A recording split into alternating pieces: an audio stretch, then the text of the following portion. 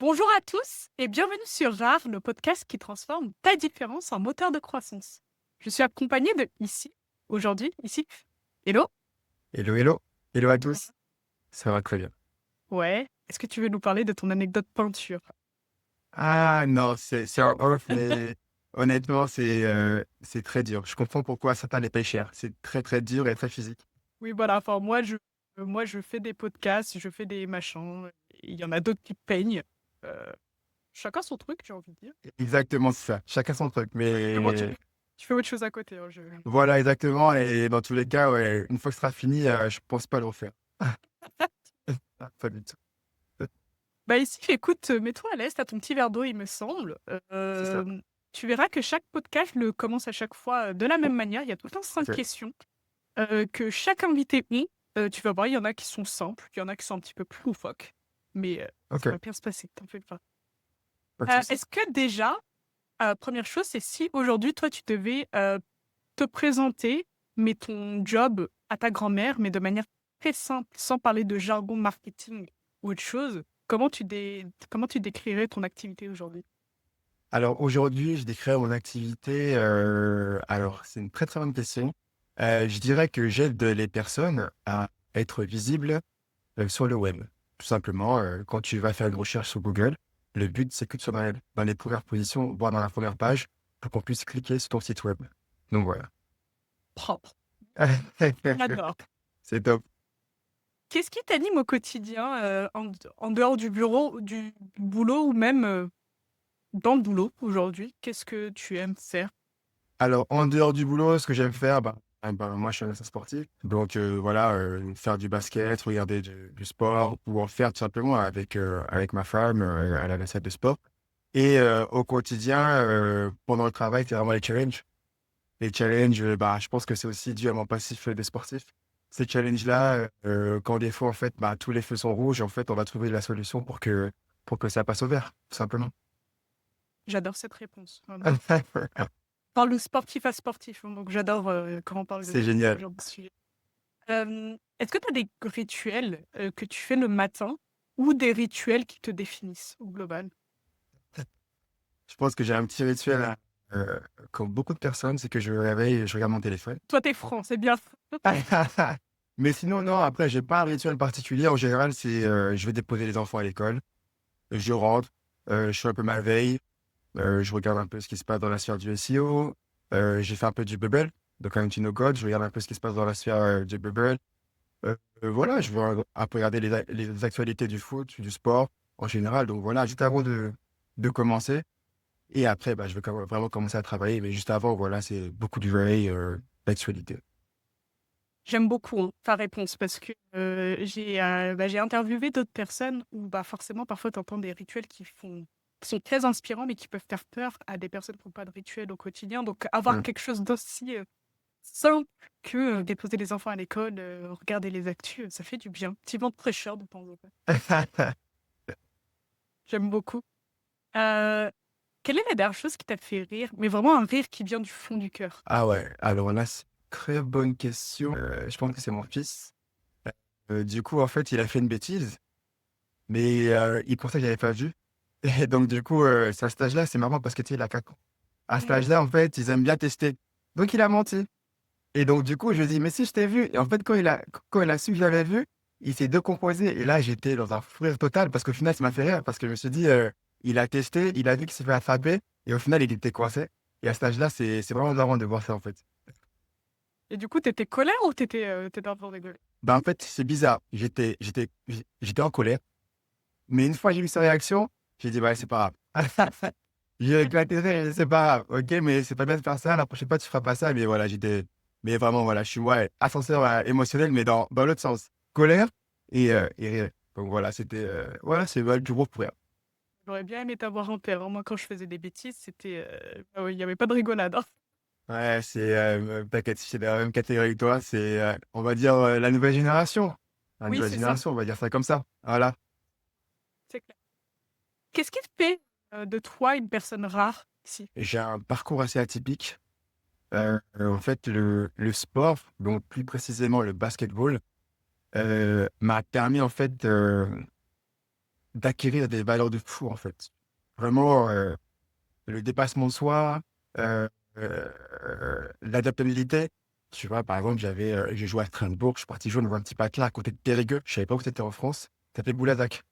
Donc, tu changes de ville, tu changes de personne, tu changes de coéquipier, de goût du challenge, la rigueur. Parce qu'au final, bah, c'est comme dans le sport, mais dans beaucoup d'autres activités, plus tu fais et plus tu auras de résultats. Donc voilà, donc c'est vraiment la répétition, la répétition, la répétition. Et puis la confiance en soi, en fait. Parce que c'est Mhm. pas quelqu'un d'autre qui va te la donner. Ça, c'est sûr. Il y a que toi qui va la construire et qui va l'alimenter. Donc, ouais, je pense qu'il y a, il y a toutes ces valeurs-là que j'essaie d'apporter dans mon business au quotidien. Donc, voilà. Et justement, parlons-en, enfin, si tu veux bien. Comment t'es Mm. tombé dans le basket, en fait? Ça a commencé comment, cet amour de ce sport-là? Ça a commencé assez tard, on va dire. J'ai commencé à 15 16 ans. C'est tombé tout simplement parce qu'en fait, il y avait un grand de ma cité qui fait plutôt 2 m 10 et ouais, très très grand. Et lui, il a commencé plus tard que moi, à 18 ans. Et quand il m'a vu, il m'a dit: «Toi, t'es grand, arrête le foot, fais du basket, je te jure». Moi, je commençais à 18 ans, je m'en mords les doigts. Donc voilà, c'est vraiment un conseil que je peux te donner.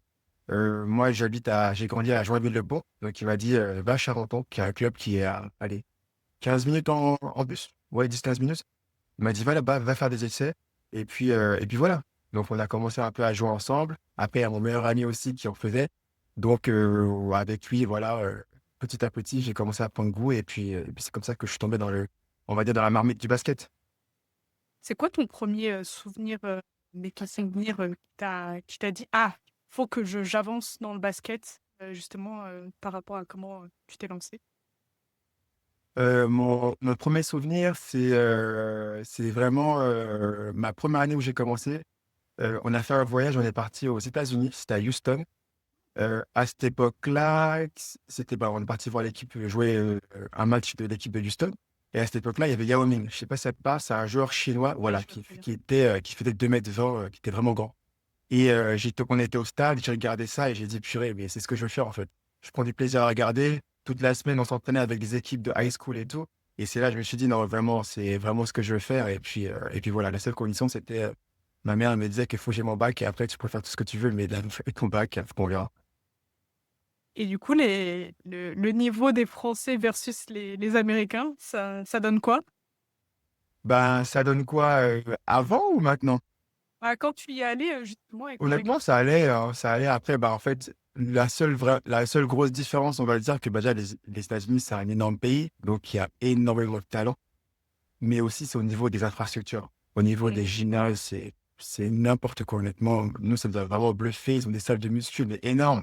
C'est des, Basic Fit x2, mais dans une école, de lycéens, quoi, tu vois? Des lycéens. Donc ouais, c'est vraiment après, on voit qu'au fur et à mesure des années, par exemple, bah, là, la dernière année, là, les 2 premiers choix de draft, donc les 2 meilleurs recrues ont été des Français. Donc ça montre vraiment que le basket français, monte vraiment en puissance et ça, c'est vraiment top.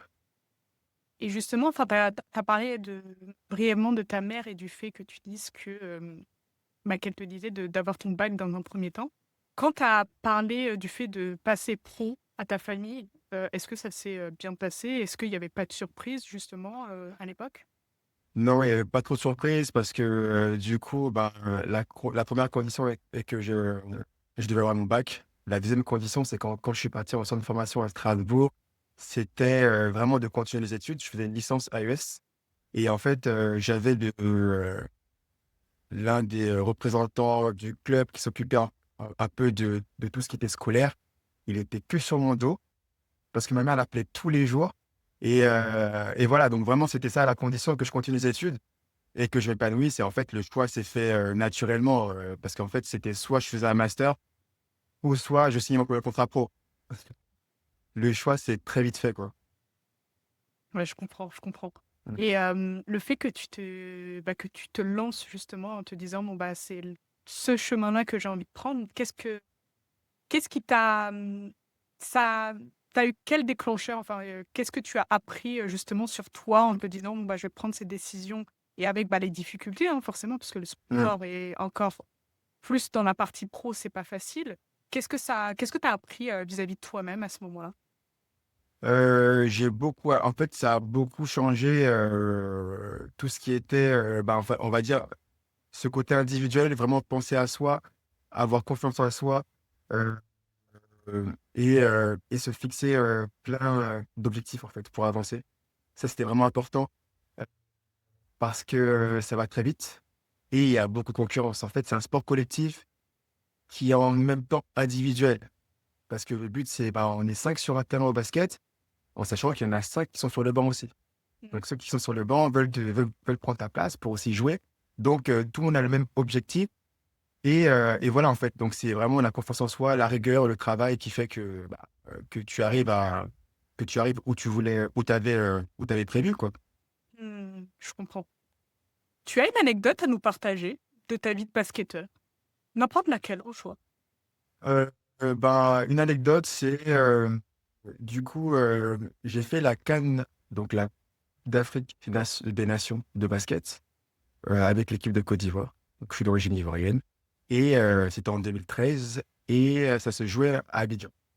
Le premier match, c'était le match d'ouverture, on joue contre l'Algérie et j'ai eu vraiment peur. Honnêtement, j'ai eu vraiment peur parce qu'en fait, il y avait quoi? Il y avait peut-être 10 000, 20 000 personnes dans la salle. Euh, le public africain, c'est vraiment des fanatiques. Au moment de l'hymne national, les oreilles sifflaient. Pendant le match, le coach, on pouvait même pas l'entendre. Et j'ai vraiment, vraiment eu peur. Et en rentrant après le match, on avait gagné. Et en rentrant après le match à l'hôtel, le manager, en fait, ce qu'il aimait faire, ce taquin, c'est qu'en fait, il regardait les commentaires. On avait un sorte de mur et tous les commentaires des supporters. Et je m'en suis pris plein la gueule. Ah ouais, wow, plein la gueule. Et ben, il faut lire. J'ai lu, etc., tout ça et tout. Et c'était dur. Et le match d'après, on joue contre le Sénégal. Et là, j'ai fait l'un des mes meilleurs matchs de la compétition.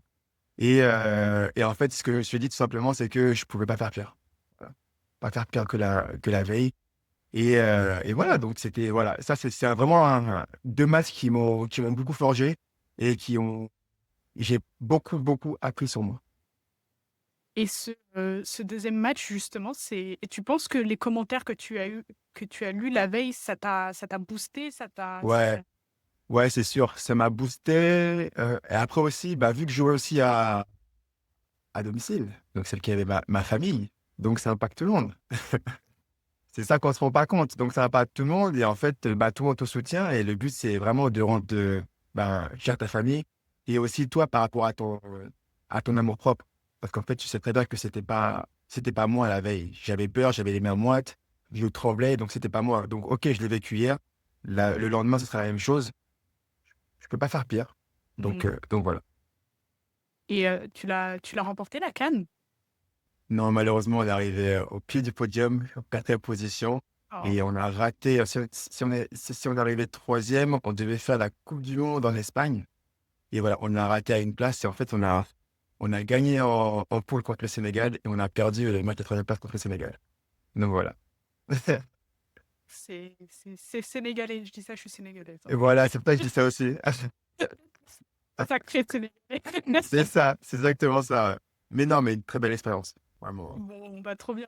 Euh, bah, par rapport à ce que tu me dis, il y a un peu tous les feux au vert. Pourquoi tu as décidé d'arrêter?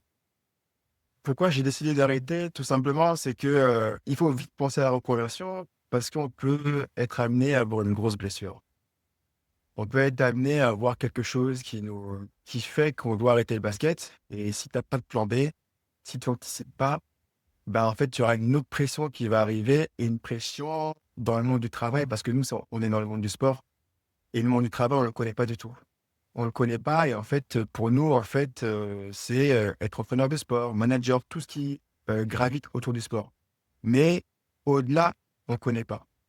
Donc, il y avait ce premier point-là. Et deuxième point aussi, c'est la vie de famille parce qu'on ne se rend pas compte, mais c'est un rythme assez soutenu. 2 entraînements par jour, on joue le samedi, on part la veille, on joue le samedi soir, on rentre le dimanche. Des fois, on joue 2 matchs dans la semaine, donc on joue le mardi, donc on part le lundi. On joue le mardi, on revient le mercredi, on entraînement jeudi. Jeudi soir, on part, on joue vendredi, on part le vendredi, on joue le samedi, on va le dimanche. Bref, ça arrive de passer soutenu avec une vie de famille. À un moment donné, on veut profiter de ses proches, avoir ses samedis. parce que j'ai pas eu beaucoup de samedi soir, là. Et voilà, quoi. Donc, ouais, c'est un mix des deux. C'est vraiment, en fait, anticiper l'après-carrière et aussi profiter de la famille. Mmh. Ouais, je comprends, je comprends. Voilà. Donc au final, oui, l'atelier peinture que tu as fait, chez toi, au final, c'est un plaisir, en fait, Oui et non. Après, c'est pour la famille, donc ça va. je comprends. Et tu as amorcé comment cette, transition, douce ou pas, d'ailleurs? Je l'ai amorcé de manière assez douce, oui et non, parce qu'en fait, tout simplement, je vais t'expliquer un peu, un truc, l'anecdote, c'est que, je jouais à Ouais ma maison, donc 92 Mmh. et on avait des horaires d'entraînement assez décalés, s'entraîner à midi et à 20h. Donc voilà et concrètement, à part, s'occuper de mon corps, aller chez le kiné, chez l'ostéo, chez le podologue, aller à la salle de muscu, aller à l'entraînement, je faisais rien d'autre. Faire des siestes, je faisais rien d'autre. Et en fait, ma femme m'a dit un jour, elle m'a dit: «Mais tu te rends compte toutes les plages horaires que tu peux juste faire un petit truc, juste 1 heure, 30 minutes dans la journée pour apprendre un truc. Jusqu'à la fin de l'année, tu vas engranger des connaissances ou des compétences, donc c'est faire quelque chose». Et on s'est commencé en couple, il y a un ego, donc au début, tu te prends mal. Tu le prends un peu mal, mais après tu te dis: «Non, mais c'est vrai qu'elle a raison», parce qu'au final, je fais rien, je regarde Breaking Bad, je regarde des séries et tout, ça m'apporte pas grande chose. Donc en fait, j'ai commencé, voilà, à ouvrir des cahiers, de la culture générale, tout ça et puis jusqu'à tomber un jour sur un projet que je voulais développer, un site de comparateur de chaussures de sport et voilà et donc du coup, j'ai commencé à parler des développeurs, ils m'ont donné leur prix. J'ai dit: «Ah, quand même les prix sont assez élevés».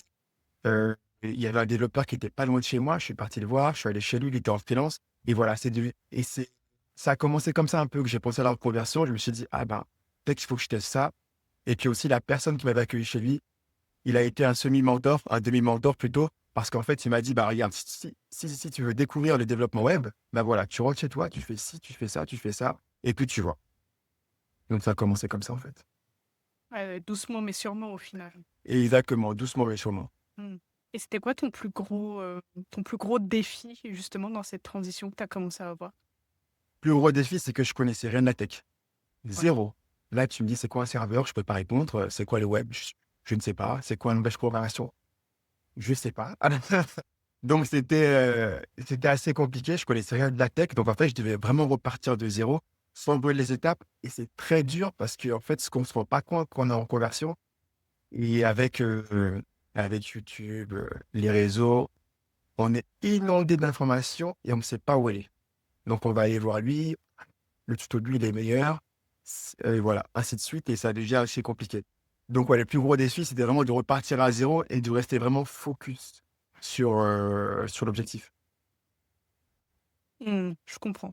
Donc, tu avais besoin de structure au final et c'est comme ça que tu as commencé à te former, et cetera? C'est exactement ça. C'est pour ça que j'ai commencé à me former. Je continuais toujours le basket, donc j'étais encore sous contrat et moi vraiment l'objectif, c'était vraiment de, entre guillemets, «retourner à l'école», quoi. Aller dans une formation où je vais aller voir les formateurs avec d'autres élèves, qu'on puisse vraiment échanger. Mais ma vie de basketteur me l'a pas permis, donc j'ai fait à distance et j'ai opté pour, l'école en ligne Open Classroom. Hey! Avant de continuer l'épisode, laisse-moi te dire qu'il est en partenariat avec Maria Schools. Tu sais, lorsque je me suis lancée dans le growth marketing, c'était pas spécialement simple et j'ai dû apprendre beaucoup de choses par moi-même. Et clairement, parfois, c'était vachement galère. J'ai fait beaucoup de tests, j'ai fait des choses, j'ai testé, je me suis cassé la figure, mais maintenant, tu sais, ça fait partie de la méthodologie growth marketing. Et c'est pas par hasard que je m'associe à Maria Schools et plus spécifiquement à l'école Lyon que je te recommande vivement. Pourquoi cette école? Parce qu'ils ont un bootcamp de feu de Dieu qui est le bootcamp Growth Marketing / Intelligence Artificielle, Growth / IA. Ce bootcamp-là, c'est exactement le bootcamp que j'aurais voulu avoir lorsque je me suis lancée en tant que Growth Marketer. Pendant 13 semaines, tu auras l'occasion de mêler le meilleur des deux mondes, à savoir le Growth Marketing et même le marketing au global et l'associer avec l'intelligence artificielle. Ce programme, il est costaud, il est très dense, on va pas se cacher, mais par contre, il est hyper bien pensé, dans le sens où tu vas commencer par connaître les fondamentaux du marketing, associer à ça le growth marketing et rajouter ce petit soupçon d'intelligence artificielle qu'on aime bien. Ensuite, tu plonges dans le vif du sujet, c'est-à-dire que tu vas apprendre à automatiser ta création de contenu, optimiser ta prospection via l'intelligence artificielle, fidéliser tes clients de manière personnalisée et même créer des visuels grâce à l'IA. Et je garde le meilleur pour la fin, c'est que si tu es très chanceux et si la formation t'intéresse, tu auras peut-être même l'occasion de m'avoir en tant que formatrice. Et crois-moi, je garde quelques pépites uniquement pour mes élèves. Vraiment, c'est cadeau. Ça fait maintenant beaucoup plus d'1 an que je collabore avec Maya School et ce que je préfère vraiment dans cette école vis-à-vis d'autres, c'est vraiment l'approche humaine. On parle vraiment avec des personnes au quotidien, que ce soit en groupe ou même avec moi lorsque des personnes ont des questions, par exemple. Donc, bien évidemment, tu vas avoir de la théorie parce que ça reste une formation, mais tu ne vas pas avoir que du blabla théorique tout le temps. Tu vas vraiment avoir un côté mise en pratique pour pouvoir vraiment monter en compétences. Tu vas travailler sur de vrais cas en groupe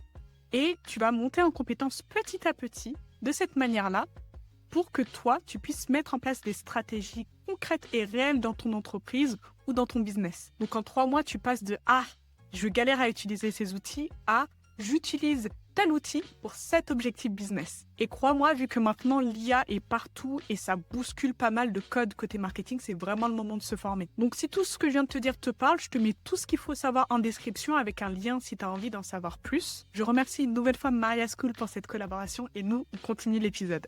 Et comment tu as géré justement cette nouvelle pression au final? Parce que bon, tu as quand même fait des matchs, tu as quand même eu peut-être une pression vis-à-vis de tes coachs, vis-à-vis de ta famille, vis-à-vis de pas mal de choses, vis-à-vis de ta carrière de basketteur. Mais maintenant, c'est un autre type de pression lorsqu'on se met, on se met en position où on va apprendre depuis le début, hein. Comment tu as géré ce nouveau type de pression que tu as eu? C'est une très, très bonne question. J'ai pas une réponse, qui sera claire parce qu'en fait, je suis passé, entre différentes émotions. Heu Syndrome de l'imposteur. Je suis doute de moi. Est-ce que c'est vraiment ça que je veux faire? En même temps, sachant que, ben, je continue à faire du basket, donc ça reste quand même mon activité première. Il faut que je sois performant. Quand je rentre, il faut que je finisse le projet. Donc ouais, je suis vraiment, vraiment passé par beaucoup d'émotions. Mais en fait, ce qui est cool, c'est que vraiment, j'avais vraiment l'objectif ultime, c'était vraiment, de finir ma formation et d'être, entre guillemets, «enfin développeur junior». Mm. Donc c'était vraiment ça la ligne conductrice, mais c'était, honnêtement, c'était très, très dur. Je c'était très dur, ouais, je te le dis. Ah, c'est une belle leçon de résilience là que tu es en train de nous dire. Ouais, non, mais c'est clair, hein, c'était, on se pose énormément de questions. En plus, du coup, c'est pas comme si, j'étais, par exemple, un comptable et je me reconvertis en tant que développeur web. En tant que comptable, ben, j'ai déjà travaillé dans une entreprise, je connais un peu le marché du travail. Là, je suis dans le monde du sport. Moi, tous les jours, je vais à la salle, je fais un jogging, j'avais pris les transports pour aller au travail, donc voilà, donc en fait, il y a plein de trucs. J'ai jamais fait de réunion, jamais dû faire un compte rendu, j'ai jamais fait ça, en fait. Donc en fait, on se pose des questions au-delà du but qu'on veut atteindre d'être développeur web. Comment ça va passer dans l'entreprise avec mon N+1? Bref, c'est un océan de questions. Mais après, voilà, le but, c'est vraiment, et je posais tellement de questions à mon mentor. Ah, je le noyais de questions et même lui me disait: «Non, mais tu sais quoi? Finis d'abord le projet, après on parlera de ça et cetera». Donc lui aussi me cadrait parce qu'il voyait que je partais un peu en sucette. Mais non, c'était vraiment, personnellement, c'était vraiment, l'un des plus gros challenges, hein. Voilà, l'un des plus gros challenges de ma vie. J'abuse, mais c'était vraiment dur et très formateur. Mm. C'est super intéressant ce que tu nous dis, puisque c'est des choses qu'on oublie très vite, un peu comme si je me prends en exemple d'autres personnes que je connais, on a des Mmh. parcours plus ou moins classiques, hein, Ouais, et comme tu dis, de faire des comptes rendus, de communiquer d'une certaine manière avec les équipes. C'est tellement évident parce qu'on a vu les bases très tôt. Mais effectivement, mmh, comme tu as dit, quand tu viens d'un autre monde, ça peut paraître simple, mais au final, c'est des choses qu'il faut réapprendre en plus de la nouvelle compétence.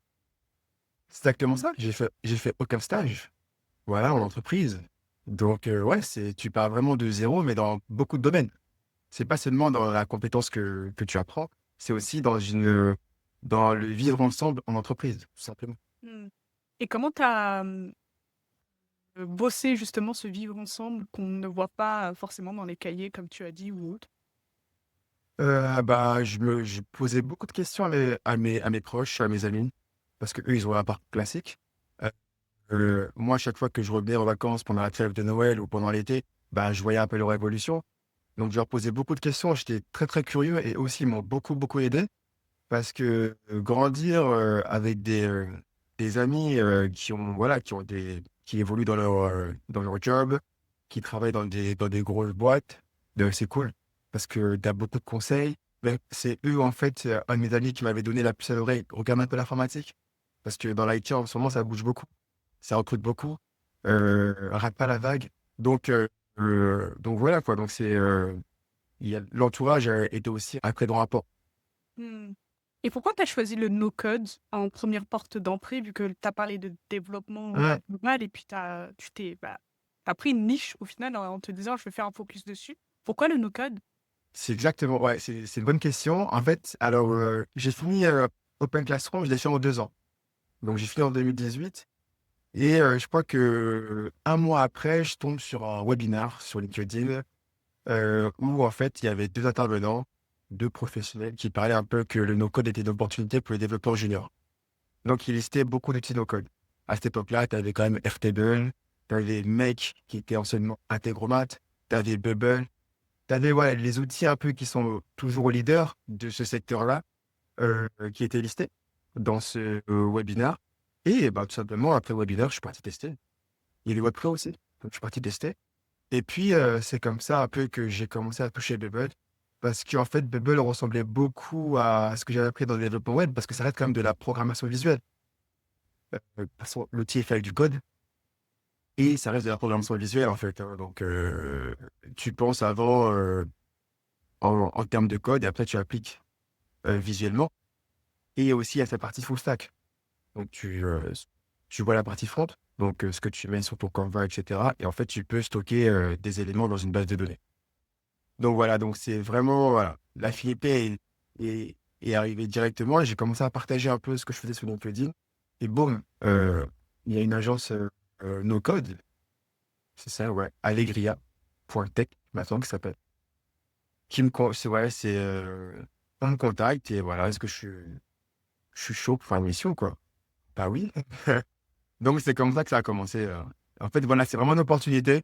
J'ai testé. En parallèle, je faisais toujours le développement web, hein. Moi, je faisais du JavaScript. Et, euh, et voilà. Donc, il m'a fait la mission de code et puis je suis recommencé une brèche là dans cette niche. Hmm. Faut savoir qu'ici, si on le dit de manière sans y mettre les gants, c'est quelqu'un qui a la dalle. C'est quelqu'un qui se forme énormément et justement, tu as enchaîné avec le growth marketing et après le SEO, C'est bah, exactement ça. de ce que tu me dis, ça commençait bien avec le no-code. Enfin, t'as Oui. gardé, mais enfin, voilà, tu t'es fait contacter, c'est quand même pas rien. Pourquoi tu t'es dit, c'est pas suffisant, j'ai besoin d'engranger encore plus de compétences? Alors, c'est une bonne question. En fait, du coup, ouais, j'étais bien implanté dans le code, vraiment dans la sphère de Google, jusqu'à arriver lead développeur. Et puis, à un moment donné, je me suis posé une question. Je me suis dit que ce serait bien, en fait, que j'apprenne, que je connaisse un peu tout ce qui gravite autour, parce que j'ai beaucoup travaillé avec des startups. Donc, ce qui gravite autour, tout ce qui est les objectifs business, comment attirer des clients, comment les retenir. Au niveau des paiements, en fait, pourquoi vous dites que le paiement, il sera de 19,99 €? Pourquoi? Donc voilà, en fait, vraiment savoir en fait toutes ces stratégies-là. Et, euh, et en fait, quand on est beaucoup dans la production et qu'on a ce regard-là, ben, en fait, on se dit, on regarde un peu autour et on voit qu'un peu on parle beaucoup de grosse marketing. Et en fait, honnêtement, j'ai saigné des vidéos de Yann Leonardi. Ces petites vidéos short là, j'ai tout balayé. En je sais pas combien de temps. Et je me suis dit, ouais, vraiment ce qu'il dit en plus, voilà, il a un talent aussi pour faire passer des messages. Donc je me suis dit, bon, c'est vraiment intéressant. J'ai acheté son livre. Et puis je me suis dit, bah, il faut que je me forme. Et puis en fait, avec mes compétences de no code, ce sera un plus. Et c'est là que je me suis formé au gros marketing. Puis le SEO? Je suis le SEO. Alors pourquoi le SEO? Parce qu'en fait, dans le gros, c'est une, c'est une brique en fait dans le tunnel de, de conversion, dans le tunnel, dans le tunnel A. Du coup, la première brique, c'est comment on attire des prospects ou des clients. Et en fait, dans cette première brique-là, du coup, il y avait le SEO. Et le SEO, je regardais ça quand j'avais commencé à me reconvertir. J'avais déjà regardé le SEO un peu. Donc, ça me parlait un peu depuis très longtemps. Et donc, du coup, en fait, pour moi, c'était assez un challenge parce que le truc, c'est quoi, en fait? C'est qu'il faut attirer naturellement des clients. Voilà, les amener naturellement à toi. Donc, en fait, avec des stratégies pour bien positionner le site, les pages web, etc., etc. Et en fait, dans la formation, en fait, il y avait une brique où on parlait un peu de SEO. Et du coup, il y avait ton frère qui était intervenu. Et c'est comme ça que je me suis dit, ben, grosse SEO, pourquoi pas? Et comment tu structures aujourd'hui, parce qu'au final, tu t'es beaucoup formé, que ce soit en perso, que ce soit en achetant des formations. Tu as vraiment Hum, fait beaucoup, tu as vraiment consommé beaucoup de contenu, mais comment tu structures tout ça au final pour, bah, en tirer une conclusion? Parce qu'au final, se former, c'est bien, mais après, il Oui, faut passer à l'action. Comment tu as fait pour, mettre tout ça dans des placards et te dire: «Je vais aller là où j'ai envie d'aller»? bah alors, tout simplement, en fait, il fallait en fait que je me dise, voilà, je peux faire l'application web pour un client. Je peux faire un site web qui soit visible. Je peux aussi trouver des techniques, des stratégies pour pour qu'en fait, le client puisse augmenter son chiffre d'affaires de manière durable, sur la durée. Donc en fait, c'est un cheminement qui fait qu'en fait, le client peut arriver, par exemple, pour un site web jusqu'à arriver pour une application web. Et c'est ce qui se passe avec mes dernières missions. C'est ce que je remarque, c'est que une personne arrive pour une demande de SEO et après, il me parle un peu sur le business et tout, il est un peu dépassé et tout, et après, une application web. Donc voilà, donc en fait, c'est un cheminement qui, euh, qui est lié en fait. Qui est lié, et en fait, je me suis dit que je veux tellement apporter de la valeur à mon client, tellement l'aider dans son business, que j'ai pas envie de me dire, ben voilà, il faut juste faire ça, ou en fait, lui envoyer un petit PDF, voilà, il faut suivre ça, etc. Tout ça et tout. Le but, c'est vraiment de simplifier, en fait, de simplifier son business et aussi lui permettre de ne pas dépendre des ads. Mmh. Donc voilà.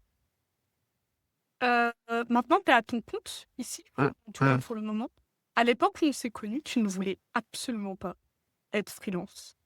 Tu voulais vraiment être, voilà, dans le petit poste comme, on a tendance à penser à chaque fois, dans une entreprise. Qu'est-ce qui t'a Hum. fait changer d'avis?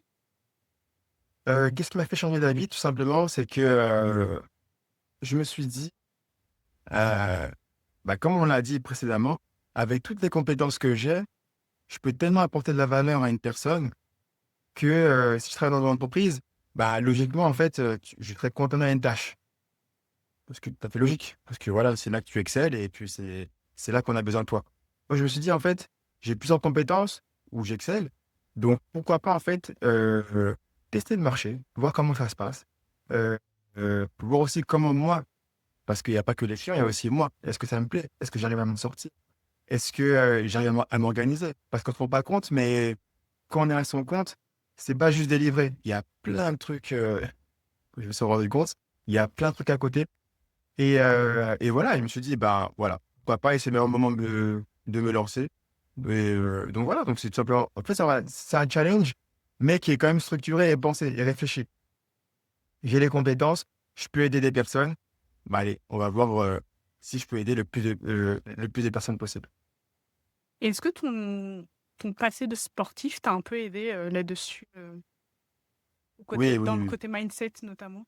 Ouais, d'un côté mindset, parce que j'avais changé avec un ami à moi, un ancien basketteur, lui qui est entreprise de nettoyage à Reims. Et quand on échangeait, en fait, il me dit, on parlait, en fait, et je sentais, en fait, que lui, il jouait un match de basket, en fait. C'était trop bizarre. Je sentais ça. Et du coup, je me suis dit, mais en fait, il a raison, en fait. Il faut se lancer, il faut tester. Dans tous les cas, même si ça marche pas, c'est pas grave, parce qu'on va toujours apprendre des trucs. Quoi qu'il Oui. arrive, on apprendra des trucs. Donc, je me suis dit, bah, il faut que je me lance, c'est le meilleur moment. Et puis voilà, et c'est vraiment un challenge comme le basket, en fait. C'est, voilà, bah, le but, c'est le début du match. Voilà. Maintenant, à la fin du match, il faut le gagner. Fait. Donc, il faut passer par plusieurs étapes. Des fois, on sera on sera derrière au score. Des fois, on sera devant. Des fois, on sera très, très loin au score. Mais le but, c'est de, voilà, ouais, de mettre des petits points pour au final recoller au score et passer devant. Donc voilà, voilà, c'est vraiment un challenge comme le sport.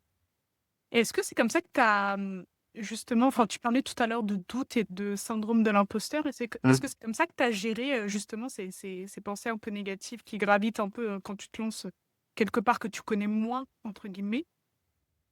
Ouais, ouais, c'est comme ça, mais en fait, là, je te dis facilement, mais c'est dur aussi parce qu'on a tendance à se comparer, mais facilement. Surtout à se comparer, en fait, on se compare avec les mauvaises personnes. Des personnes qui ont 10 ans d'expérience, se comparer avec lui. Excuse-moi, tu as 6 mois d'expérience ou voilà, tu vas juste apprendre les compétences. Heu, Reste à ta place et dans tous les cas, si tu bosses tous les jours, que tu fais des projets, que tu apprends ces projets-là, OK, tu vas gratter les échelons et tout, mais voilà, on a vraiment cette tendance-là à se comparer aux mauvaises personnes et ça, c'est le plus gros piège et moi, je l'ai fait combien de fois, en fait, je faisais ma formation de développeur web, je regardais des offres d'emploi alors que j'avais même pas le diplôme.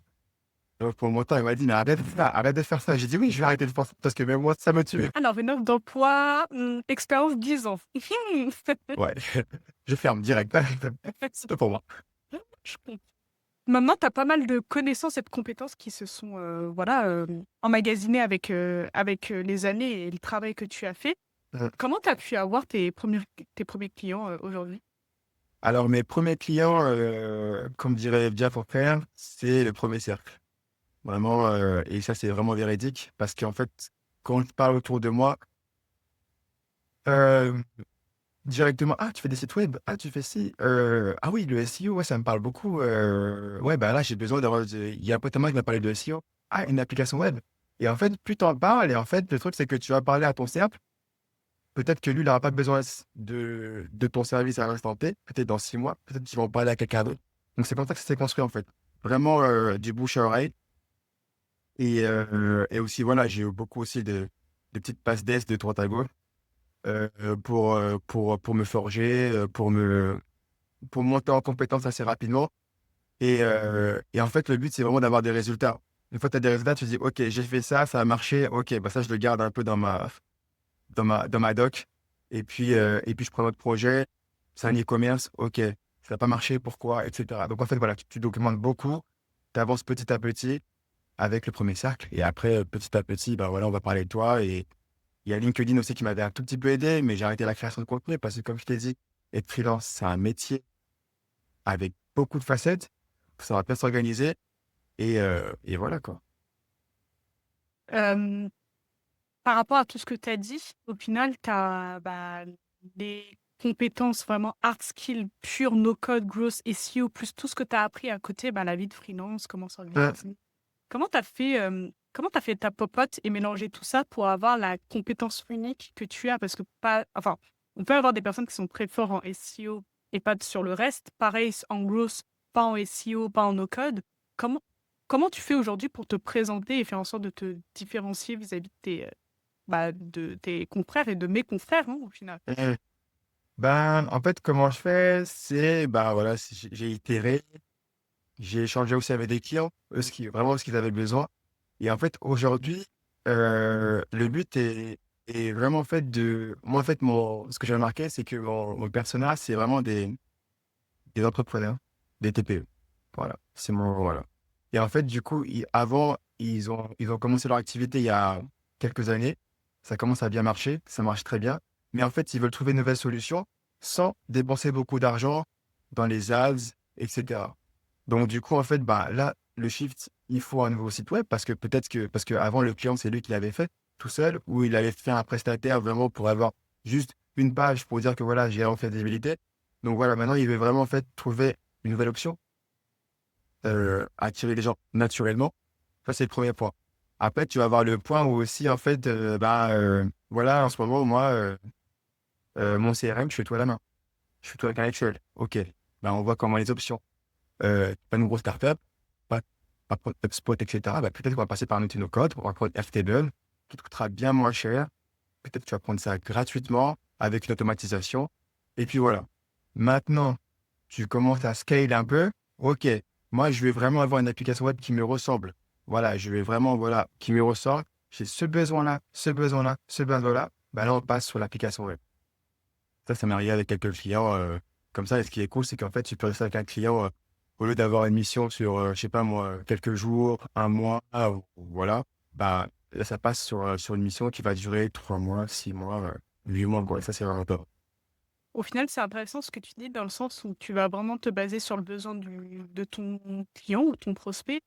Et par rapport à toutes ces compétences-là, tu vas au final les jauger en fonction de ce que lui, il a besoin et tu vas dire, bon, bah, je vais pas utiliser ça, je vais utiliser ça. Donc, c'est un peu comme des outils que tu vas aller utiliser au final. Ouais, c'est ça, en fait, parce que le but, c'est que je suis vraiment, en fait, un partenaire business. Le but, c'est que bah, chacun retrouve son compte, bien sûr, logiquement. Mais aussi, le but, c'est pas en fait de, bah, comme je t'expliquais, par rapport à un CRM, je ne peux pas dire, bah, vas-y, tu vas prendre HubSpot pour un truc comme ça, etc., alors que tu as 2 salariés. Ça n'a aucun sens, en fait. Donc, en fait, le but, c'est vraiment, en fait, de trouver la valeur ajoutée et de créer pour lui le juste prix. Donc, pour lui dire, bah, là, à ce stade-là, tu n'as aucune vocation. Peut-être que c'est juste un Google Sheet et on s'arrête là, en fait. Donc voilà, après, on met juste des couleurs, on va le designer un peu pour qu'il soit pas un peu trop fade. Et puis voilà. Mais voilà, c'est vraiment s'adapter à son client et lui proposer en fait des prix justes, des outils justes. Et en fait, je pense que, après, je sais pas, mais je pense que c'est ce qui plaît aux prospects, aux clients quand je parle de ça, parce que je passe sur One Truc. Hmm. Et est-ce que les personnes qui viennent te voir, ils connaissent ton parcours un petit peu, ton parcours atypique? Oui et non. Parce qu'en fait, quand ça vient du cercle 1, oui, oui, on m'a dit que j'étais basketteur et tout. Et quand ça ne va pas du cercle 1, bah, quand je me présente, ah ouais, t'étais basketteur. Et puis voilà, ça va faire des recherches directement sur Google. On va regarder un peu. Et puis voilà, mais j'essaye de passer un peu vite parce qu'au final, ouais, c'est bien, mais on n'est pas là pour ça. Plus parler un peu de ton business, dis-moi de quoi tu as besoin et tout. Et puis voilà, mais en fait, c'est vraiment aussi, bon, c'est positif, mais aussi c'est de t'apporter en fait ce que j'ai acquis grâce au basket, de le mettre dans son business à lui. Donc Hmm. voilà. Donc, tu te sers pas du tout aujourd'hui de ce passé-là pour communiquer, pour parler de toi. C'est pas quelque chose que tu... Bah, pour communiquer, si, sur LinkedIn, en fait, je communique beaucoup. Quand je communiquais, je parlais vraiment de ces relations entre tout ce qui était basketball, growth, basketball, SEO, parce qu'en fait, il y a plein de similitudes. On ne se rend pas compte, mais il y a plein de similitudes. Et voilà, et ça me permet aussi de me différencier. Parce qu'aujourd'hui, de parler de SEO pur et dur, ben, on est beaucoup. Parler de growth, on est beaucoup. Parler de bubble, on est beaucoup. Donc voilà, essayer de trouver un truc assez différenciant et unique. Donc voilà. Hmm. Tu parlais tout de suite là des rapprochements entre le sport et potentiellement le growth et le SEO. Tu peux nous en parler? Alors, on va parler entre le sport et le SEO. Donc, du coup, en fait, si on va prendre un exemple dans le basket, il y a plusieurs postes de jeu. Donc, tu as le meneur de jeu qui est un peu celui qui, le chef d'orchestre, qui va organiser tout ça, etc.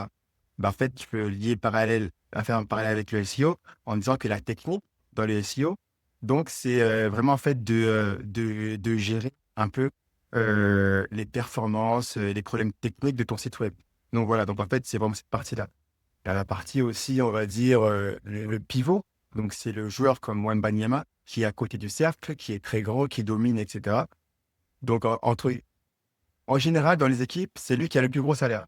Parce que des gars de 2,5 m, 2,6 m, il n'y en a pas beaucoup. Donc, c'est pour ça. Et nous, des gars de 2 mètres, 1,95 m, il y en a beaucoup. On se rend pas compte, mais il y en a beaucoup. Donc voilà. Et dans le SEO, c'est pareil. Quand on parle de termes de popularité, la popularité, en fait, c'est ce qui va te permettre, en fait, à ton site, si d'autres sites parlent de ton site, c'est que ton site web est connu. Si on prend par exemple Shine, il y a plein de personnes qui font des blogs sur Shine, des comparatifs, etc.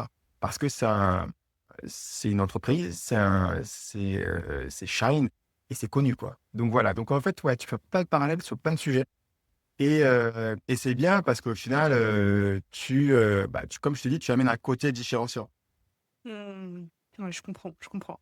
Et par rapport à ces trois verticales, donc le no-code, le plus, le SEO, donc quand tu as plongé, parce que au final, tu es vraiment rentré dans 3 univers. Est-ce que dans ces 3 univers-là, donc venant de toi, quelqu'un qui vient vraiment, qui est très externe à tout ça de base, Mmh. est-ce que tu as vu des choses qui revenaient dans ces 3 verticales à chaque fois, constamment? Alors, dans le no-code, ce qui revenait souvent, c'était dire que entre guillemets le no-code, c'est pas fiable, voilà. Plein de trucs comme ça qui un peu dénigrent un peu cette partie no-code et on remarque en fait que dans le no-code, il y a beaucoup, je dirais, d'anciens développeurs, mais des développeurs qui avaient beaucoup d'expérience, qui sont passés dans le no-code, même beaucoup d'agences. Pourquoi? Parce que, on est dans une époque où, quand on a une idée, on peut aller très vite. On a de la chance avec les no-code.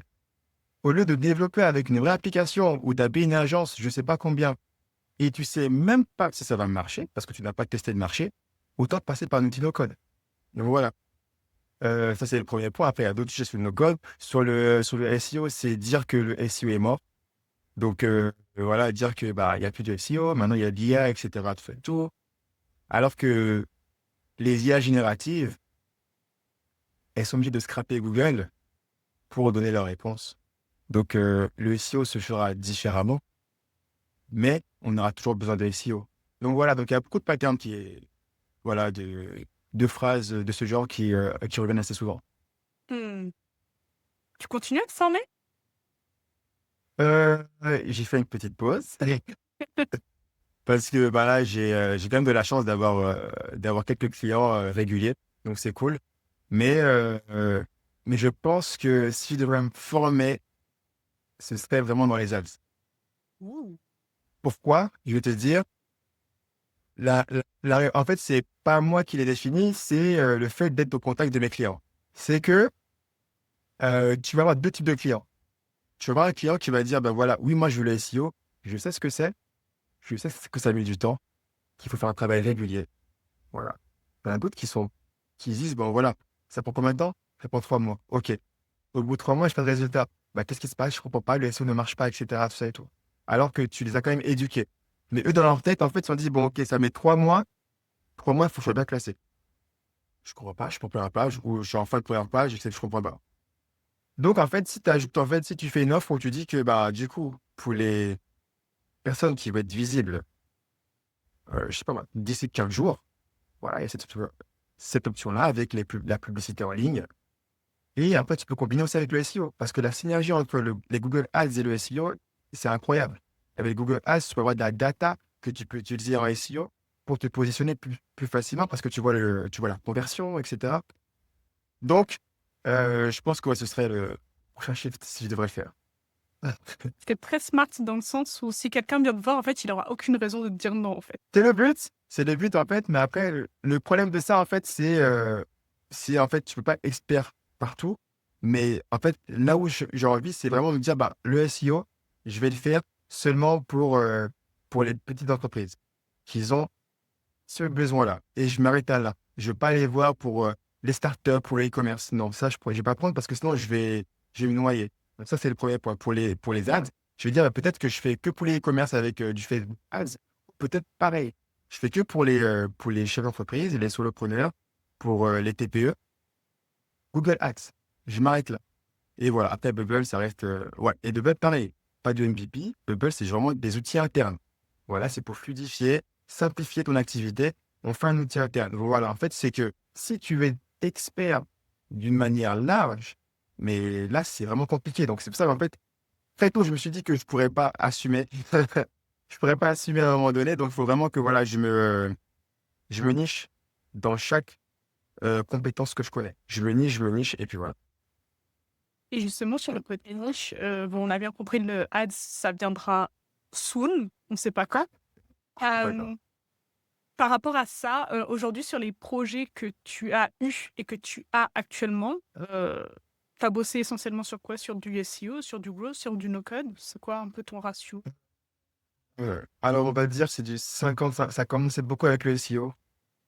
Et après, ça a quand même vite bifurqué vers les outils no code, hein. Et Mmh. après, cette partie, en fait, là, je travaille avec une cliente, elle qui coach les entrepreneurs qui sont hypersensibles, qui sont en fait, qui sont dépassées. Elle a elle a son avatar. Et donc, du coup, dans son avatar, en fait, elle veut vraiment attirer un type de client. Donc, du coup, une partie grosse que j'ai mis en place, c'est vraiment de mettre un scoring. En fait, sur le formulaire, tu défiles, tu vois les différents corps de métier qu'on a un peu généralisés. Et quand le métier arrive dans son ICP, dans son persona qu'elle a prédéfini, là, elle a un score. Elle a une automatisation, voilà, le score est des temps, etc. Il faut l'appeler assez rapidement. Donc voilà, et oui. Donc en fait, c'est que, ouais, ça commence avec le SEO, ça a un peu bifurqué un peu sur le no-code, mais il y a ce lien-là de growth, parce qu'en fait, ce que je te dis, c'est que ce que j'ai remarqué, c'est que les clients avec lesquels je bosse, ils sont dans ce truc-là de shift, où en fait, bah, ils ont un bon chiffre d'affaires, ils veulent passer à l'étape du dessus. Donc en fait, voilà, donc en fait, structurer plein de choses, attirer des gens naturellement, sans se ruiner, et, euh, et en fait, des stratégies pour augmenter leur chiffre d'affaires de manière durable. Donc, voilà. Mmh. Et comment tu arrives à rester à jour sur ces 3 verticales dans le sens où, bon, je connais moins le no-code, un petit peu plus le SEO Ouais, et le growth, mais c'est des métiers qui évoluent très vite, surtout ouais, avec l'IA qui est présente maintenant, ouais, c'est avec, clair. tous les outils, tout ce qu'on dit, enfin, ça bouge quand même beaucoup. Mhm. Comme tu as dit, une routine de freelance, c'est pas que l'émission. Il y a beaucoup, beaucoup de choses, qui Ouais. gravitent et qui sont tout aussi importantes et pas forcément payées. Hem, Comment tu fais pour rester à jour là aujourd'hui? Alors aujourd'hui, comment je fais? Alors, c'est une très bonne question parce qu'en fait, c'est par rapport à ce que j'ai vécu dans le passé. Je sais pas si tu te souviens dans le podcast, un peu précédemment, j'ai parlé que quand j'ai fait ma reconversion pro, quand j'ai commencé ma formation plutôt, c'est que j'étais noyé dans plein de vidéos. Je Mmh. savais pas où aller. Donc en fait, avec cette douloureuse expérience, du coup, maintenant, je me suis dit, voilà comment il faut que je m'organise. Donc, dans chaque verticale, on va dire, de compétences que j'ai acquises, tu as deux grosses têtes, deux personnes que je vais suivre, que je sais qui postent régulièrement, euh, qui mettent des choses très pertinentes, et je m'arrête à là. Après, des fois, ouais, je vais regarder un peu parce que peut-être qu'il y a un post qui est arrivé viral ou un article qui est, voilà, mais voilà. Et ouais, et des fois, ouais, parce qu'à un moment donné, je suivais beaucoup de personnes, j'ai fait le ménage, et je me suis dit, voilà, je vais réduire, et comme ça, au moins, je vais avec eux. Je les suis, je trouve ça pertinent, j'avance avec eux, et puis on verra. Mais c'est le mieux parce que sinon, après, c'est compliqué, c'est des mots de tête, quoi. C'est chaud. Donc voilà, donc c'est comme ça que je m'organise. Vraiment, voilà, j'ai mes personnes sur qui, voilà, que je suis sur YouTube, sur LinkedIn, euh, des newsletters, et je fonce avec eux. Ouais, donc privilégier la qualité à la quantité au final. Exactement, c'est ça. C'est un très bon conseil pour le coup. Tu as, des exemples de personnes que tu suis, que tu as envie de partager? Alors, alors pour le SEO, je vais suivre Victor Da Silva, qui est Head of SEO chez Bulldozer. Je vais suivre ton frère, Bika Diakité. Quelqu'un d'Agaté, normalement son Diakité. podcast est déjà lancé aussi. Voilà, qui est déjà Allez le voir. lancé. Donc voilà. Je vais suivre aussi Timothée, j'ai pas envie d'écorcher son nom de famille. Je trouve qu'il. Parce qu'en fait, lui, il est vraiment, comme tous, hein, mais il est vraiment dans l'ère de SEO IA. Donc, comment se positionner sur ChatGPT, etc. Ah, c'est important parce qu'on est vraiment dedans. Et quand je vois que ma mère me parle de ChatGPT, ah, je me dis qu'on est. Wow, on est vraiment dedans. On est Salut vraiment maman. dedans. Et voilà, on salue la maman. Donc voilà. Dans tout ce qui est no code, je vais suivre la chaîne officielle de Bubble. Je vais suivre un YouTuber qui s'appelle Mac Neri. Je vais suivre aussi Thibaut Dodo, parce que c'est la première formation de Bubble que j'avais fait, c'était avec lui. Donc voilà. Et dans le growth, dans le growth, c'est particulier parce qu'en fait, ce que je vais faire, c'est que je vais regarder les vidéos de Yann Leonardi, sa newsletter, et je vais des fois aller prendre par exemple, c'est quoi? C'est le VP de quelle boîte? J'ai oublié les noms, mais en fait, c'est vraiment de la documentation américaine. Mmh. Voilà, je sais pas pourquoi, parce qu'en fait, peut-être que j'ai pas trop plongé dedans, mais voilà, c'était Karim Makra, un ami à moi, qui m'avait conseillé en fait de suivre un compte américain Donc, je le suis sur Twitter et sur LinkedIn. Et au final, c'est que des pépites. Parce qu'ils sont un peu en avance sur nous. Et c'est top, quoi. Je suis J'ai pas le d'accord nom, je suis avec toi. désolé. D'accord avec toi, moi, mes ressources de veille grosses, quand je dis gross, c'est vraiment gross au global, hein. Je parle pas Oui. de SEA, SEO, enfin ça que Ouais. je suis individuellement. C'est quasiment que des sources américaines hein, aujourd'hui, de mon côté aussi. Ouais, ouais, ouais. C'est ce que j'ai remarqué, en fait, parce que je me suis dit que, en fait, ils étaient en avance. Et en fait, bah, quand mon ami m'avait conseillé ça, quand j'avais lu le premier post, j'ai dit, ah ouais, waouh, j'ai jamais vu ça avant. C'était Mhm. vraiment full valeur et c'était archi précis. Et vu que je l'avais pas vu, je me suis dit, bah lui, il est en avance, tu vois. Donc, je me suis dit, ça peut être que, que bien, quoi. Je suis d'accord avec toi et c'est un très bon conseil effectivement que je peux donner à ceux qui nous écoutent dans le sens où, encore une fois, sur les verticales précises, automatisation, SEO, etc. En France, on a tout ce qu'il faut, je pense. Ouais. Pourquoi aux États-Unis en particulier? Parce que c'est des businessmen. Business is business, ils n'ont pas le temps, donc Ouais. ils savent comment faire de l'argent. Donc voilà, ils sont très concis, le temps c'est de l'argent. Donc quand ils font des ressources, la plupart du temps, ils vont straight to the point, comme ils disent. C'est ça. C'est exactement ça, ouais. Et c'est ça ils apportent full valeur. Et voilà, tu as un document, un gros PDF et tu dis, ben voilà, je vais mettre ça en place. Et pas bizarrement, mais quand il me replace, il y a des résultats. Est-ce que tu as une palette d'outils que tu utilises au quotidien? Je minimise les outils. Enfin, pareil, parce que bah, ouais, c'est par rapport à mon vécu, c'est toujours comme ça, hein. À un moment donné, j'avais plein d'outils et j'étais perdu.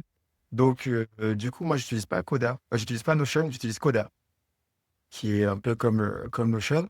Et ça me permet, en fait, de vraiment, en fait, bah, faire ma documentation. Par exemple, la formation que j'avais fait chez Lyon, où tu étais, la head of coach, bah, j'ai ma documentation voilà, qui est full sur le gros, sur chaque verticale, chaque step du funnel, bam, il y a tout. Ce qu'on a fait et tout, etc.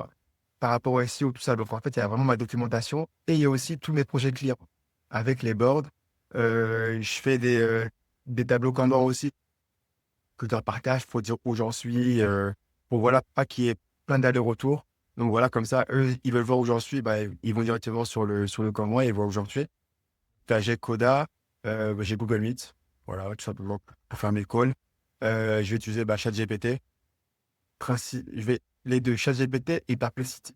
Donc voilà, c'est les deux outils d'IA que j'utilise en ce moment. Ouais, pas de Claude, Notebook LM aussi. Parce que du coup, en fait, quand je fais ma veille, euh, des fois, quand je vois que la vidéo elle dure 1 heure et demie, 2 heures, je me dis, bon, je vais peut-être regarder, je vais aller, tu vois, tu peux aller voir les sections qui t'intéressent. Donc, je vais cliquer là, je vais regarder 10 15 minutes. Et après, en fait, je vais mettre ça dans Notebook LM et je vais poser des questions. Voilà, poser des questions, poser des questions, poser des questions. Et ce qui est le plus pertinent, boum, je les prends, je les mets dans ma banque de données. Et puis voilà, après, c'est déjà pas mal. Ah, Donc, tu es passé de maximaliste à minimaliste un peu partout au final. ouais, ouais, ouais, parce qu'en fait, tu vois, faire ton benchmark d'outils que tu vas utiliser, tu peux prendre beaucoup de temps. Tu vas regarder des tutos, tu vas regarder des retours d'utilisateurs, tu vas tester. Donc, en fait, je me dis, bon, on va aller au plus simple. Des outils que j'utilise depuis très longtemps, ça fonctionne, ça se passe bien. Pourquoi je vais changer? Oh, j'ai entendu parler de Notebook LM, je peux ajouter des textes, des vidéos, je peux communiquer avec ces assets. Ah, j'y vais, je teste, c'est génial, et puis je continue. Donc voilà. Aujourd'hui, si on fait une synthèse, qu'est-ce qui te reste de ta vie de sportif que tu appliques maintenant au travail? Qu'est-ce qui me reste dans la vie de sportif? Ben, la confiance en soi. Ça, c'est vraiment, honnêtement, c'est la meilleure compétence que j'ai pu acquérir dans le basket. Parce que ce que j'ai remarqué, en fait, c'est que la confiance, en fait, un coach peut donner sa confiance, un coéquipier peut donner sa confiance, mais il peut très vite la reprendre. Voilà, très très vite. Ça veut dire qu'il y a un truc qui se passe mal, je sais pas, voilà, vous êtes un peu brouillé, ou que le coach est parti sur d'autres plans. Ah ben c'est fini, hein, lui, son but c'est de gagner des matchs. Donc si t'as pas confiance en toi, que tu attends qu'on t'envoie de la force, ça peut être très long. Ça peut être une très longue saison. Donc, ouais, vraiment la confiance en soi parce que du coup, il y a plein de projets. Au début, en fait, quand tu te lances dans un plan de freelance, tes premières missions, tu as eu 0 résultat. Tu vois, alors vous avez fait quoi? Bah, j'ai fait ci, j'ai fait ça. Bah, tu parles de trucs que tu avais fait en entreprise, quoi. Mais en fait, il faut vraiment montrer que tu as confiance en toi pour que la personne, en fait, elle dit, OK, bon, je veux travailler avec vous. Et puis en fait, ça mâche le boulot parce que toi, quand tu montes ta confiance et que tu as confiance en toi, bah, quand tu vas commencer, tu seras tranquille, sans stress. Et tu dis, bon, au pire, je vais pas réussir, mais si je ne réussis pas, au moins, je serai transparent et j'aurai tout essayé. Mmh. Mais bon, ouais, il faut que ça marche. Il faut que ça fonctionne. Il faut que ça fonctionne quand même. Donc, Les enfants doivent manger au bout d'un moment aussi. voilà, les enfants doivent manger. Et puis même, c'est que, comme je t'ai dit, on est des partenaires business avant tout. Donc, si tu m'appelles, c'est qu'on est coéquipiers, comme au basket. Et le but, c'est qu'on gagne ce championnat, quoi. Donc, allez, on va donner de la force. Moi, je vais donner ma force. Toi aussi, parce que j'ai besoin de ton expertise métier pour qu'on puisse avancer ensemble. C'est très joliment dit, j'adore. Ah, Vas-y, merci. je la reprendrai. Ah Mais non, faut pas copier. 5 euros. ah! 5 euros. Ah! Je ne serai plus rare maintenant. Qu'est-ce que tu dirais aux personnes qui, bah, comme toi, qui viennent d'un profil, qui n'a rien à voir, dans le marketing, qu'est-ce que tu leur dirais, toi, avec les compétences et ce que tu as fait jusqu'à maintenant pour en arriver là? Ce que je dirais, c'est qu'il faut, avant tout, il faut vraiment déjà voir si on aime ça. C'est le premier point. Parce que, perso, je m'en souviens quand c'est du développement web, ben moi, comme je t'ai dit, je faisais du JavaScript avec les frameworks, etc. Donc, j'étais plus axé sur la partie front-end. Mais voilà, des fois, quand on te parle, oui, le back-end, etc., tout ça et tout, bah, tu vas checker et tout. Et au final, ton cerveau, il se divise en deux. Et après, tu dis, ah, mais en fait, peut-être que le front et le back, etc., tu te poses plein de questions. En fait, il faut vraiment en fait, voir si est-ce que c'est ça que tu aimes? Est-ce que c'est ça que tu as envie de faire? Donc ça, c'est le premier point. Le deuxième point, c'est vraiment en fait aller regarder, aller consommer de la ressource, voir comment faire. Euh, et le troisième point, une fois que tu as regardé, c'est de, toi, en fait, faire tes propres tests. Vraiment, moi, le jour où, en fait, à l'époque, j'avais pas deux écrans, donc j'avais deux PC. J'avais mon PC et le PC de ma femme. Waouh! J'étais pas encore équipé. Puis au tout début, quand j'ai amorcé ma reconversion, je me suis dit, il faut que je fasse ça. Et du coup, en fait, il y avait le tuto du gars. J'étais là et je faisais pareil. Une fois que le tuto était fini, je fermais le PC. Je regardais, je lisais et tout. Je prenais des notes et je me dis, vas-y, demain, je vais faire un challenge. Peut-être je fais le site web du club. Après, des fois, je prenais une semaine, hein. Je prenais grave du temps, j'y arrivais pas et tout. Mais voilà, je me mettais un peu des challenges. Et en fait, ce qui est cool, et ce que j'ai remarqué, et ça, c'est vraiment dans, dans chaque secteur, on va dire, no code, SEO, développement web, growth, c'est que si tu as une question que tu veux la poser à quelqu'un que tu connais pas, je l'ai fait beaucoup, j'ai saoulé beaucoup de gens, désolé, mais honnêtement, 8 fois sur 10, tu auras des réponses. Parce que les gars, c'est des passionnés, parce qu'ils veulent aider. Et des fois, en fait, je l'ai mal pris quand les gens ne répondaient pas. Mais après, je me dis, mais ici, mets-toi à leur place. Peut-être qu'ils n'ont pas le temps. Euh, peut-être qu'au final, ils ont pas vu ton message. Voilà, en fait, tu vois. Mais c'est ça, en fait, la force de ça aussi, c'est qu'en fait, on n'est pas. Bon, maintenant, il y a l'IA, mais avec des pincettes, parce l'IA peut se tromper.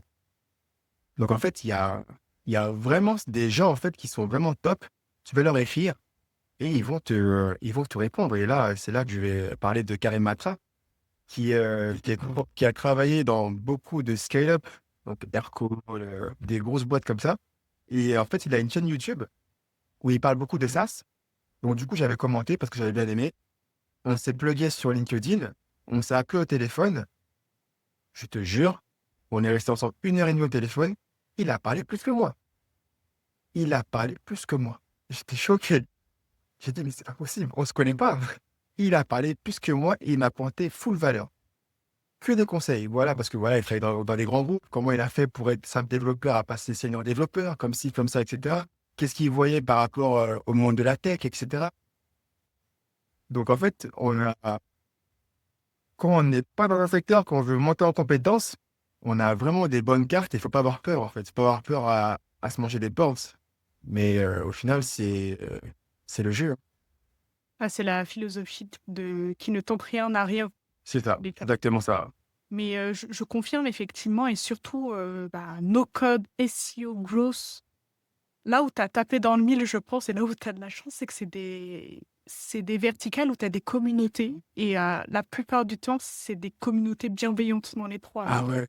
quand tu as envie d'avoir quelqu'un, si tu es un tant soit peu passionné, comme tu as dit, normalement, tu peux l'avoir. Bah Si oui, c'est tu as un peux. peu de temps à t'accorder. Ouais. Ouais, ouais, c'est ça. Si la du temps à t'accorder, tu peux l'avoir. Et puis après, si toi aussi, ta démarche, elle est bienveillante aussi. Tu vas pas, oui, voilà, tu amènes bien le message. Et en fait, en général, c'est des personnes que tu suis, que tu aimes bien leur contenu. Donc voilà, donc en fait, au final, ils t'apportent de la valeur, mais en fait, c'est avec bienveillance. Et ça, c'est ça qui est génial. Hmm. Quel est ton prochain défi perso? Ah, c'est une très bonne question. Mon prochain défi perso, vraiment, ce serait en fait, pas pour l'instant, mais commencer un peu à tâter le terrain sur bah, tout ce qui est monter ma boîte, soit un SaaS ou quoi que ce soit. En fait, je suis pas fermé à un truc, mais comme je t'ai dit, en fait, j'ai beaucoup de compétences et je peux les mettre, voilà, je peux les mettre en place et en fait, je suis plutôt vertical en fait. Faire ta landing page, attirer des clients, faire une liste d'attente. Tu vois que tu as beaucoup de monde qui est intéressé par le produit, bah, tu développes en parallèle l'application. Euh, Il y a des bêta-testeurs. Bref, avec la partie growth. Donc, en fait, tout se rejoint comme tu l'as dit. Et c'est pour ça, en fait, que j'ai choisi simplement parce que tout se rejoignait. Et voilà, ce serait vraiment un bon défi. Mais j'ai pas envie de brûler les étapes. Je vais vraiment, voilà, monter en compétence dans chaque verticale que j'ai pu apprendre. Et voilà, quoi. Ouais, donc tu es toujours en phase d'apprentissage de voilà où est-ce que j'en suis en tant qu'indépendant, mes clients, etc. Et puis doucement, Oui, c'est doucement. ça. Ouais, lentement mais sûrement, tu vois, avoir vraiment, tu vois, des milestones où tu te dis, bah voilà, j'ai eu 100 clients, qu'est-ce que je fais maintenant? Qu'est-ce, comment je peux tirer des conclusions? Comment ça s'est passé? Avec quel type de client j'ai aimé travailler? Est-ce que maintenant, ce que je souhaite, je coule sur les demandes, donc comment je fais pour scale? Est-ce que je prends une autre verticale? Euh, euh, donc voilà, tout simplement. Donc, et aussi, en fait, il y a aussi ce truc-là où, en fait, j'aimerais bien former, en fait. J'aimerais former des gens, mais déjà, euh, la première formation que j'aimerais faire, c'est comment bien choisir sa reconversion. Parce que j'ai vraiment été dedans. Et en fait, quand je fais du basket, il y a quand même des personnes avec qui j'ai joué qui m'ont demandé, mais comment tu as fait, comment tu t'es organisé et tout, etc. Et le premier conseil que je dis, c'est vraiment, me regarde YouTube, sur ton feed. S'il y a beaucoup de vidéos qui reviennent, c'est ça que tu kiffes, tout simplement. Aussi, donc, fais ça et puis après, on en parle. Donc, c'est pour mes conseils, en fait. Je vais pas dire oui, parce que moi, j'ai fait le développement web, moi, je fais le no-code, faut le faire. Pas du tout, parce qu'on est tous différents. Mais c'est juste, en fait, tourner sur YouTube aujourd'hui. Et en fait, tu vas voir, hein, même si tu regardes que des trucs de, je sais pas moi, de télé-réalité, ça que t'aimes, bah, il faut trouver un truc pour rentrer dedans, et puis voilà. Donc, bon, j'abuse avec télé-réalité, mais voilà, c'est un exemple. Tu voulais faire Secret Story. Non, quand même pas, quand même pas. Est-ce qu'on peut te souhaiter pour la suite ici? Euh, Qu'est-ce qu'on peut me souhaiter? Bah, d'être toujours souriant, d'être toujours posé, la tête sur les épaules, d'avoir beaucoup de clients, ouais, d'aider les gens aussi, parce que j'aime beaucoup ce pouvoir de transmettre. Et Parce que ça, on se rend pas compte, mais c'est vraiment une arme. C'est une arme de fou, en fait, voilà, de dire, voilà, moi, je suis passé par ci, fais pas ça.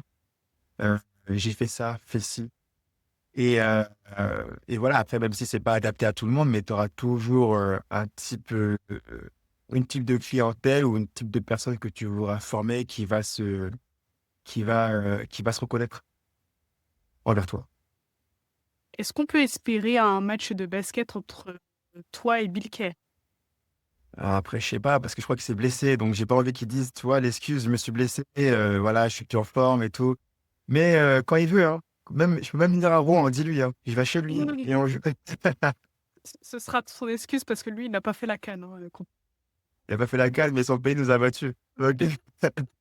Votre pays, excusez-moi, votre pays d'origine. Donc voilà. C'est sur ces beaux mots qu'on va s'arrêter. Youssef, merci beaucoup. Merci à toi, en tout cas, pour Comment nos l'invitation. auditeurs peuvent te contacter s'ils veulent rentrer en contact avec toi? Bah, après, je pense que tu vas mettre, bah, tous mes liens, dans la description, de la vidéo, mais dans un premier temps sur LinkedIn, hein, ici, sous mon logo. De toute façon, tu mettras tous les liens. Je peux appeler mon nom. Personne ne m'en sera rappelé. Mais ouais, sur LinkedIn et puis voilà. Ce sera un plaisir d'échanger avec n'importe qui, n'importe quand. Splendide. Merci beaucoup. Merci et merci à toi. Merci beaucoup. Et puis pour ceux qui ont écouté et qui ont vu ce podcast, on se retrouve très vite dans 2 semaines pour le prochain. Ici, tu reviens quand tu veux. Merci beaucoup. En tout cas, c'était vraiment un plaisir d'avoir passé, cette heure avec toi. À très vite. À très vite. Salut. Salut.